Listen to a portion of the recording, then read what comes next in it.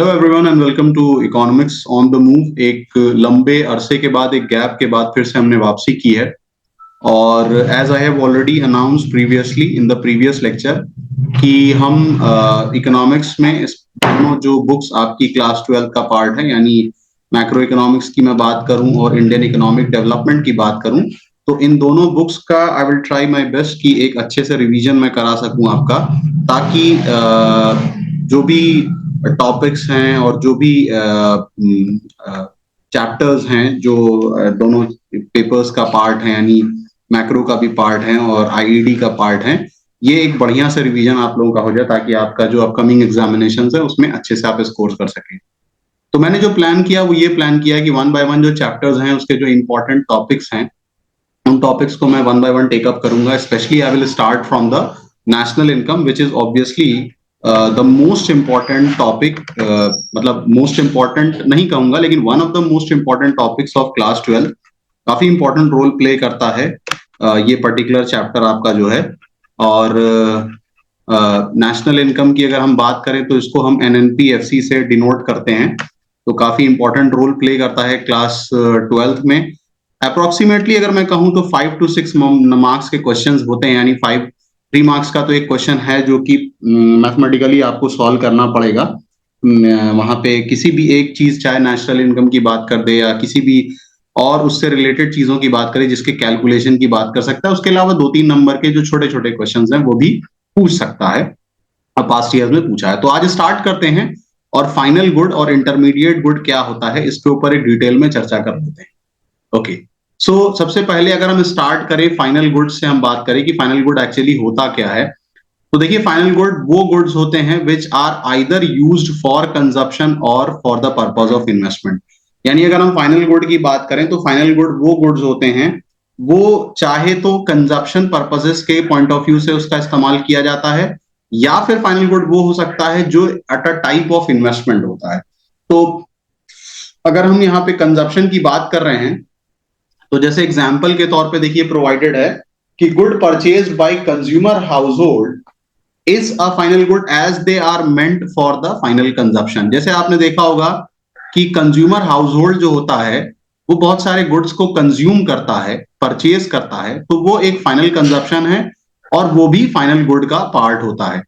दूसरी इसमें एक एग्जांपल है कि अगर कैपिटल फॉर्मेशन के लिए कोई गुड्स परचेज किया जा रहा है, इन्वेस्टमेंट के लिए कोई गुड्स परचेज किया जा रहा है, जैसे मान लीजिए फॉर एग्जांपल अगर हम बात कर लें लेट सपोज बिल्डिंग की, ठीक है, या फिर हम बात करें लेट सपोज की ट्रक की, या फिर अगर हम बात करें किसी और प्रकार के एसेट की, तो वो भी जो होगा आपके फाइनल गुड का पार्ट हो सकता है। दूसरी फाइनल गुड से रिलेटेड इंपॉर्टेंट बात यह कि final good are neither resold, यानी फाइनल गुड ना ही रीसोल्ड किया जाता है, nor used for any further transformation in the process of production. यानी फाइनल गुड तो बेसिकली फाइनल ही रहता है और फाइनल गुड में कोई फर्दर ट्रांसफॉर्मेशन नहीं होता है, ना ही इसको रिसोल्ड के लिए यूज किया जाता है और ना ही इसमें कोई फर्दर ट्रांसफॉर्मेशन। यानी अगर बिल्डिंग है तो ये फाइनल गुड है, ट्रक है तो ये फाइनल गुड है, ये सब फाइनल गुड होता है। अब यहां पे एक छोटा सा एग्जांपल दिया, अगर आप देखो कि a smartphone purchase by an individual for personal use is a final good. Once an individual buys it, no further processing or production is required. अब देखिए यहाँ पे जैसे एक छोटा सा हमने स्मार्टफोन की बात की है कि एक स्मार्टफोन एक इंडिविजुअल, एक बंदा अगर परचेज करता है अपने पर्सनल यूज के लिए कर रहा है तो उसको वो फाइनल गुड की कैटेगरी में रखता है, ठीक है ना, क्योंकि इससे फर्दर किसी भी प्रकार का प्रोडक्शन नहीं होता है। आगे बढ़ते हैं। अब देखिए आगे अगर हम बात करें तो the next topic which we have to discuss obviously is the intermediate good. अब इंटरमीडिएट गुड क्या होता है कि इंटरमीडिएट गुड्स वो गुड्स होते हैं which are used either for resale. एक तो इंटरमीडिएट गुड वो होंगे जो रीसेल पर्पसेस के लिए हो रहे हैं, या फिर further production in the same year, यानी सेम ही ईयर में अगर उनको किसी भी प्रकार के प्रोडक्शन के लिए इस्तेमाल किया जाता है तो आप ये समझ लीजिए वो क्या होंगे, वो आपके इंटरमीडिएट गुड होंगे। जैसे गुड परचेज फॉर रीसेल, जैसे milk purchase by a dairy shop. अब एक कोई डेयरी शॉप है वो लेट सपोज की मिल्क को परचेज कर रही है रीसेल पर्पजेस के लिए, या फिर एक स्वीट मेकिंग यानी एक मिठाई की दुकान है, वो मिल्क परचेज कर रहा है, तो वहां पे मकसद क्या है, मिठाई बनाना, तो फर्दर प्रोडक्शन है, तो वो इंटरमीडिएट गुड होगा। दूसरी बहुत अहम बात है कि intermediate good can include raw material, components जैसे पार्ट्स वगैरह, सेमी फिनिश गुड जैसे मान लीजिए कि फॉर एग्जांपल आप पेन का प्रोडक्शन करते हो, लेकिन आप बेसिकली पेन पूरी मंगवा ले रहे हो, ठीक है ना, सेमी फिनिश फॉर्म में, और कैप का मैन्युफैक्चरिंग करके कैप उस पे लगा के फाइनल गुड की तरीके से उसको उठा के बेच दे रहे हो, तो pen along with the nib ink और या फिर बॉडी आप जो मंगवा रहे हो जो सेमी फिनिश्ड फॉर्म में है, वो भी इंटरमीडिएट गुड की कैटेगरी में उसको लिया जाएगा। अब इंटरमीडिएट गुड के बारे में कुछ और सी बातें हैं, जैसे intermediate good remain with in the production boundary, यानी इंटरमीडिएट गुड वो होता है जो प्रोडक्शन बाउंड्री के अंदर ही रहता है, प्रोडक्शन बाउंड्री को क्रॉस नहीं करता है, ठीक है ना। यानी फॉर एग्जांपल जैसे मान लीजिए कि ये एक शर्ट है, ठीक है ना, अब शर्ट के भी अपने 5 से 6 प्रोसेस होते हैं जिसको पास करने के बाद एक शर्ट फाइनल गुड्स में कन्वर्ट होती है। तो मान लीजिए कि एक शर्ट है, उसमें अभी बटन लगी है, कॉलर बना है, कफ बना है, लेकिन अभी उसकी सारे पार्ट्स की स्टिचिंग नहीं हुई है, अमेलगमेशन नहीं हुआ है, उस पर आयरन नहीं हुआ है, पैकेजिंग नहीं हुआ है, तो ये अभी प्रोडक्शन बाउंड्री के अंदर है, तो it will be considered as a intermediate good. Next बात, इंटरमीडिएट गुड की अपनी डिराइव डिमांड होती है, क्यों? क्योंकि उसकी जो डिमांड होती है ना वो फाइनल गुड पर डिपेंड होती है। जैसे मान लिया हमने एग्जांपल के तौर पे स्वीट लिया, स्वीट एक फाइनल गुड है, अब शुगर जो होगा वो क्या होगा, एज एन इंटरमीडिएट प्रोडक्ट होगा, एक रॉ मटेरियल होगा। अब शुगर की जो डिमांड है वो इस बात पे डिपेंड है कि फाइनल गुड यानी स्वीट की डिमांड क्या हो रही है। अगर स्वीट की डिमांड बहुत ज्यादा ऊपर भाग गई तो ऑब्वियस सी बात है कि शुगर की भी डिमांड होगी, क्यों? क्योंकि sugar as a raw material use होता है। तो इंटरमीडिएट गुड्स की प्रॉपर्टी है कि वो डिराइव डिमांड उसकी होती है।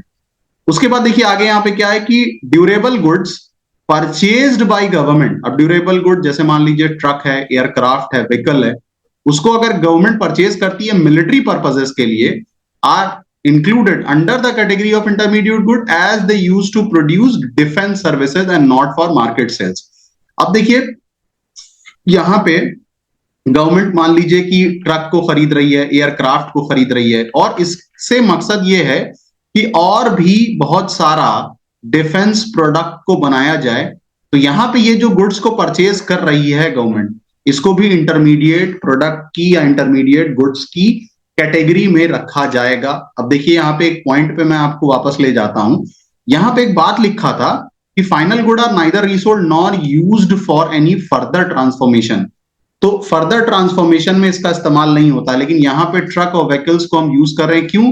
Because of the reason that we wanted to produce more defence services. तो यहाँ पे इसको हम इंटरमीडिएट गुड्स की कैटेगरी में रखेंगे। कुछ और बातें हैं, जैसे यहाँ पे एक टर्म दिया है प्रोडक्शन बाउंड्री। ये प्रोडक्शन बाउंड्री क्या होती है?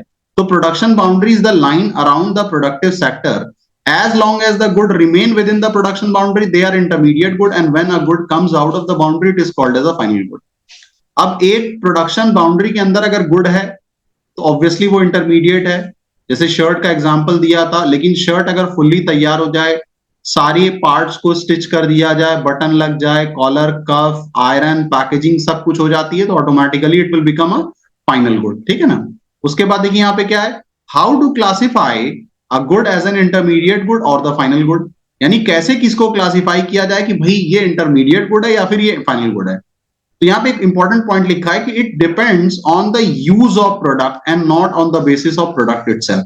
ये डिपेंड करता है कि यूज ऑफ प्रोडक्ट क्या है।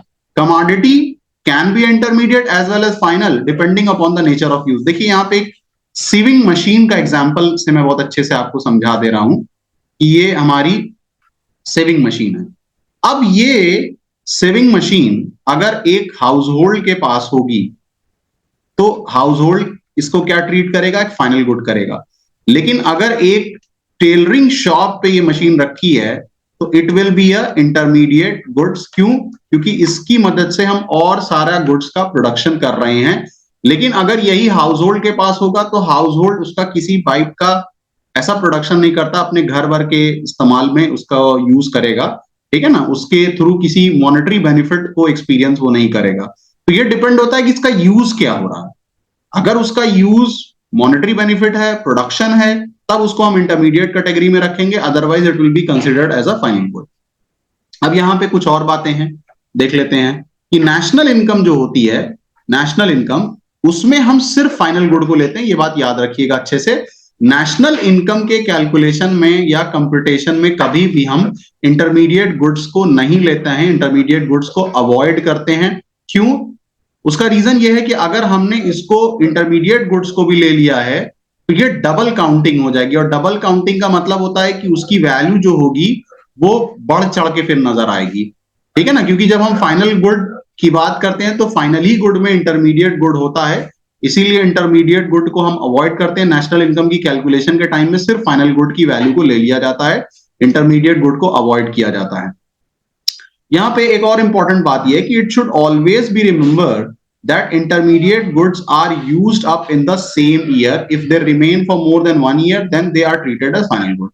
देखिए यहाँ पे मैंने कोल का एग्जांपल लिया है कि जैसे मान लीजिए इस लास्ट जो ईयर था वो 2024 था।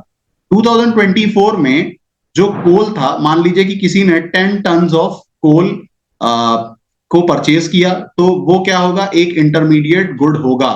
लेकिन अगर उसमें से 2 टन मान लीजिए बच गया और ये नेक्स्ट ईयर में चला गया, तो ये ऑटोमेटिकली जो होगा वो फाइनल गुड में कंसिडर किया जाएगा, इसको फिर हम इंटरमीडिएट गुड में कंसिडर नहीं करेंगे। यहां पे देखिए कुछ क्वेश्चन भी दिया हुआ है कि categorize the following as a intermediate good और द फाइनल गुड। आप वीडियो को पॉज कर सकते हैं और पॉज करके इसमें बता सकते हैं कि इसका क्या आंसर होगा। देखिए यहाँ पे क्या है कि paper purchase by a publisher, सबसे पहला paper purchase by a publisher, एक पब्लिशर है, ठीक है ना, जैसे मान लीजिए कि अरिहंत पब्लिशर हैं और भी बहुत सारे पब्लिशर हैं, इंडियन पब्लिशर्स हैं। तो ये अगर पब्लिशर्स पेपर परचेज करते हैं तो क्या उसको हम इंटरमीडिएट गुड कंसिडर करेंगे या फाइनल गुड करेंगे? तो यहाँ पे इसको हम क्या करेंगे, इंटरमीडिएट गुड कंसिडर करेंगे, क्योंकि इसकी मदद से हम और प्रोडक्शन कर रहे हैं। Furniture purchase by A school, ये सोचिएगा ये क्या होगा, ठीक है ना, इसको थोड़ा सा मैं समझाने के लिए पीछे ले जाऊंगा कि ये क्या हो सकता है। फाइनल गुड की प्रॉपर्टी क्या होती है? फाइनल गुड की प्रॉपर्टी इन्वेस्टमेंट भी होती है, कि फाइनल गुड वो गुड होता है जो फर्म करता है इन्वेस्टमेंट पर्पसेस के लिए। अब एक स्कूल में अगर फर्नीचर रखा हुआ है तो यहां पे इसको हम always it will be considered as the final good, ये बात याद रखिएगा। Coal used by the manufacturing firm, manufacturing firm coal use कर रहा है तो क्या होगा भाई, ये इंटरमीडिएट गुड हो जाएगा। Coal use by common consumer household कर रहा है तब क्या हो जाएगा, हाउसहोल्ड इसको ट्रीट करेगा फाइनल गुड के तौर पे। चॉक डस्टर परचेज्ड बाय ए स्कूल, अब देखिए चॉक और डस्टर की अगर हम बात करें तो इसको किस कैटेगरी में रखोगे, इसको आप रखोगे इंटरमीडिएट गुड की कैटेगरी में। क्यों? पीछे आइए तब ये बात समझ में आ जाएगी। देखिए इंटरमीडिएट गुड की जो हमने कैटेगरी ली थी उस पर जब हम बात कर रहे थे तो यहाँ पे क्या लिखा था, these are used up either for resale or further production in the same year, यानी सेम ही ईयर में अगर कहानी खत्म हो जाती है तो इसको हम इंटरमीडिएट गुड की कैटेगरी में रखते हैं। और हमको पता है कि स्कूल्स में जो भी चौक हो गई, डस्टर हो गया या फिर मार्कर की इंक हो गई, ये सब इंटरमीडिएट गुड है। क्यों? क्योंकि इसका उसी साल में कंजप्शन हो जाता है। फर्टिलाइजर यूज बाय फार्मर, एक फार्मर है जो फर्टिलाइजर यूज करता है तो ये क्या होगा, ये इंटरमीडिएट गुड की कैटेगरी में होगा। क्वेश्चन यहाँ पे रिपीट कर गया है, छोड़ दीजिए। Unsold wood with shopkeeper at the end of the year, अगर आपको याद होगा यहाँ पीछे मैं जाऊं तो यहाँ पे मैंने क्या कहा था कि अगर अनसोल्ड रॉ मटेरियल है, जैसे कोल है, वुड है, तो वो नेक्स्ट ईयर जो होता है वो किस में ट्रीट किया जाएगा, वो फाइनल गुड ऑटोमेटिकली बन जाता है। तो unsold wood with shopkeeper at the end of the year it will be treated as a final good, ठीक है ना। उसके बाद cloth use for making a sofa set for carpenter, तो ये भी क्या होगा, इसको भी हम इंटरमीडिएट गुड की कैटेगरी में कंसिडर करेंगे।